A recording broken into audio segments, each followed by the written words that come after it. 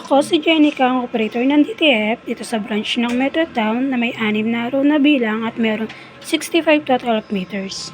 At ito po yung printer head niya, ang huling palit nito noong March 12, 2025 po. At ito po yung copy niya na may 90% good condition po. At ito po yung damper niya, ang huling palit nito ay wala pa po. Head clean.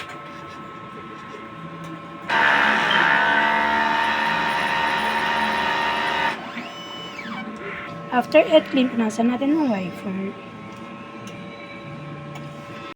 Nozzle check. Ink system natin, tama lang po ang label. At ito lang po yung granwire natin. Waste tank, kakalins lang po kahapon. At ito po yung EBR natin. Mga use, unused. At stock po natin ng powder. At ito po yung stock natin ng film. At ito yung consumable monitoring natin sa powder. Sa white, magenta, cyan, film, at cleaning solution. At ito na po yung output record natin. At ito po yung maintenance checklist natin. Salamat po.